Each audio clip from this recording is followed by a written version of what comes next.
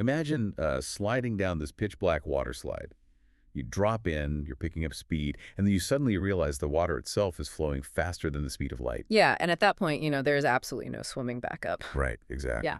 But here is the truly terrifying part from our deep dive today. Hmm.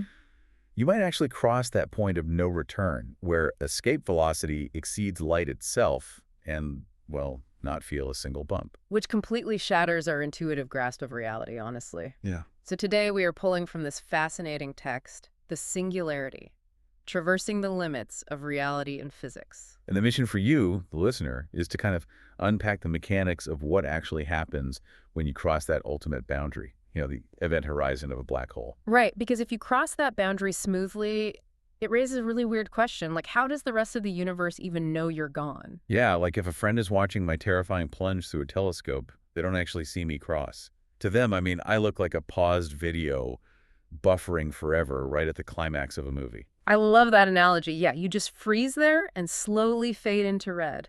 And that buffering effect is just gravitational time dilation at work. Wait, so time actually slows down? Oh, dramatically. As you get closer to that massive gravity, time relative to your friend outside just slows to a crawl. But a reason you turn red is purely mechanical. Right, because the light reflecting off me has to fight so hard against that gravitational pull just to reach the telescope. Exactly. The light waves themselves literally get stretched out as they climb out of the gravity well. And longer wavelengths mean redder light, right? The redshift effect. So my friend never sees me fall in. I just fade into this, infinitely stretched infrared ghost. Exactly, an infrared ghost. But your own experience is entirely different. While you're playing the part of a paused video to the outside world, your physical body is dealing with the actual mechanics of gravity. And our source makes this super counterintuitive distinction here about the size of the black hole you're falling into. Because, you would think the bigger the black hole, the more violent the death, right? You would definitely think so, but it actually comes down to tidal forces. With a small stellar mass black hole, the gravitational gradient is incredibly steep. So the pull on my feet is way stronger than the pull on my head. Millions of times stronger, yeah. Yeah. Because space itself is curving so sharply over such a short distance, you get stretched vertically and crushed horizontally. The famous spaghettification effect. Yeah.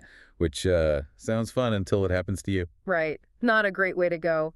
But a supermassive black hole, like the ones at the center of galaxies, has an event horizon so vast that the gravitational curve is practically flat across the length of your body. Oh, wow. So wait, you wouldn't feel those tidal forces at all as you cross? Not at all. You would just drift right through the boundary in total freefall, completely unharmed.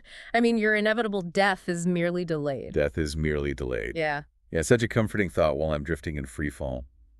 But since that massive horizon bought me some time, I am now speeding toward the center, the singularity.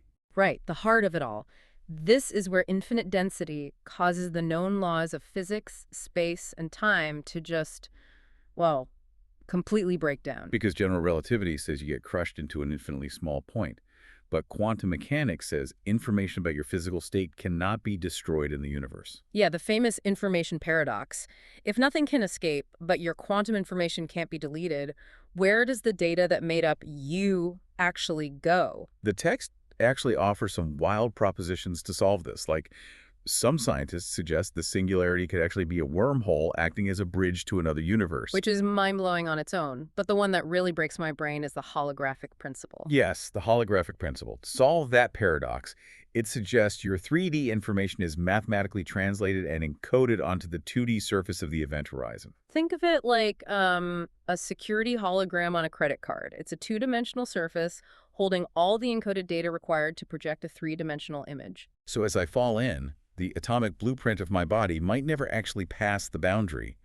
From an outside perspective, it just gets smeared across the surface of the horizon like pixels on a screen. Exactly. And while you are falling inside, experiencing perfectly normal seconds ticking by, the outside universe is racing forward. The black hole isn't just crushing matter, it's literally shredding the concept of objective reality. It really forces us to question which version of events is the true one. Are you the physical being falling toward a singularity or the stretched out light waves fading on a telescope lens? Yeah, it is the ultimate split reality. Which brings me back to that pitch black water slide. If that holographic universe theory holds up, and your atomic blueprint never vanishes but gets mathematically plastered to the edge of the abyss here is something to think about. I have a feeling this is going to be haunting. Oh, it is. Does that mean a perfectly preserved, flattened, two-dimensional data version of you will continue floating on the edge of that black hole long after the physical universe as we know it has ended?